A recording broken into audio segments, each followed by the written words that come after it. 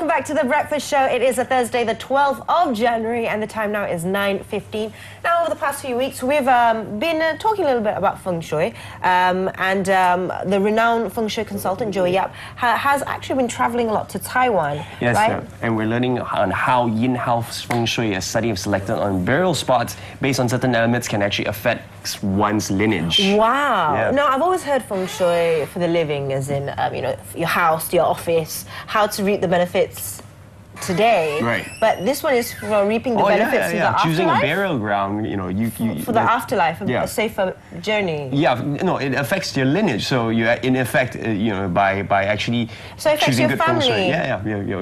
Your generations, thereafter.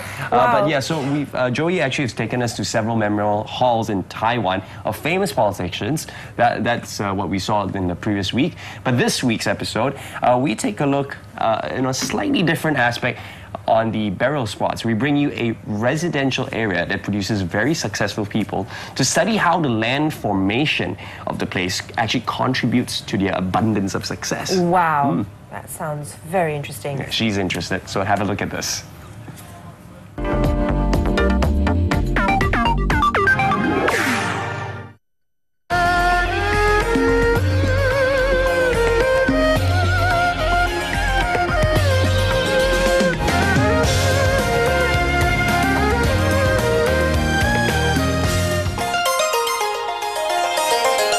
In Feng Shui, yin houses represent tombs and burial places. At the risk of being morbid in nature, it is believed to be important to study the landform formations of ancestral yin houses, as it may affect the future generations. Recently, Joey Yap, renowned Feng Shui consultant, had an excursion trip to Taiwan. The trip brought along 40 of his students from around the world to study the effects of the land formations of burial places of politicians and famous figures towards their descendants.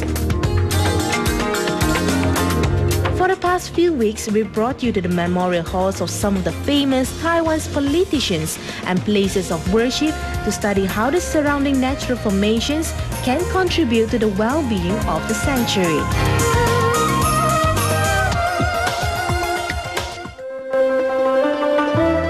This time round, we will bring you to two places as part of this excursion trip. The first place of our 4 days excursion trip was to Banqiao district, which is located in the city seat of New Taipei City in northern Taiwan.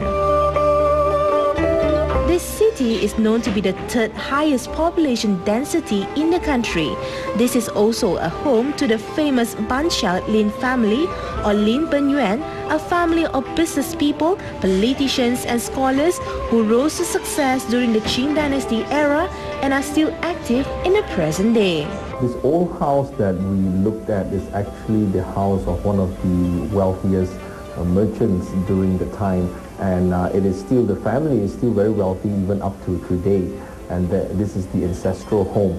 Now, the interesting thing about this is the reason we bring our students to this place is the first thing you see whenever it's a tour spot, you'll find that the local guides will immediately take the tourists to look at the deco.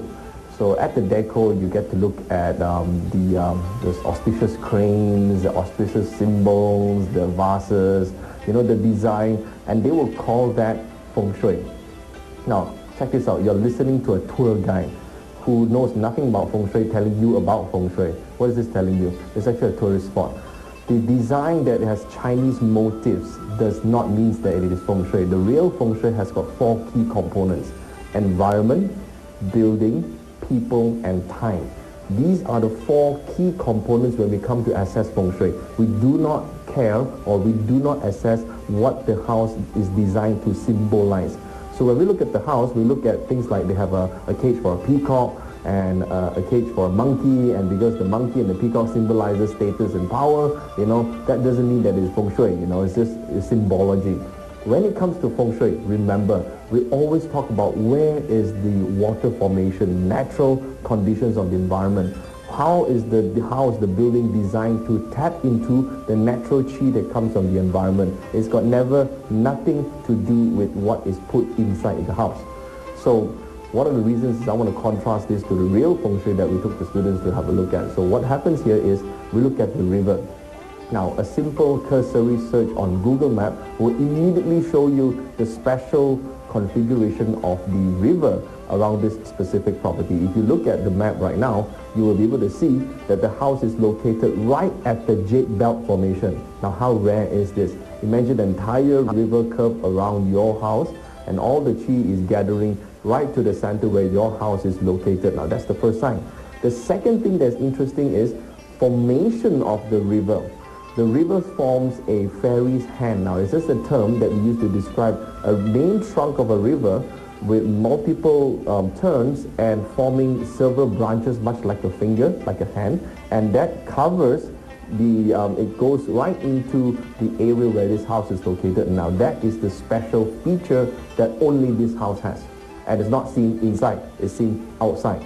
That's why the location of this house has got good Feng Shui.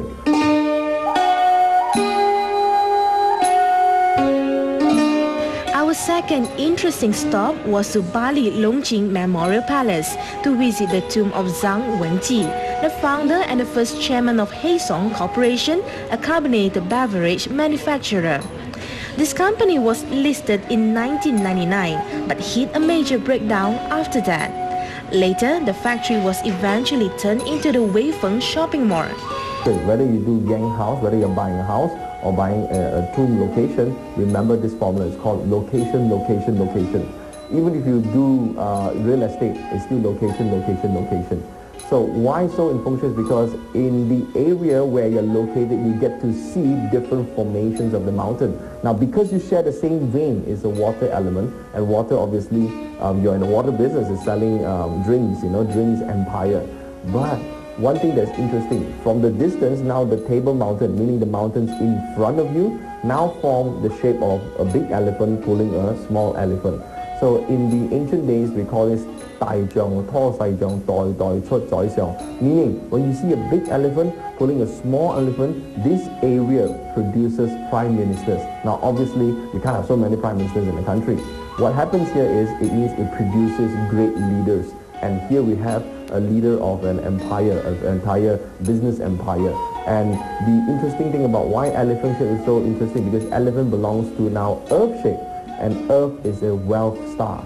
So when you see a wealth star, then you see the business people here, due to water element industry, became really successful and prosperous.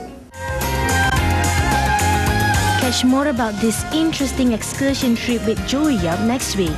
To find out more about Joey Yap Mastery Academy, viewers can visit www.joeyyap.com/NTV7.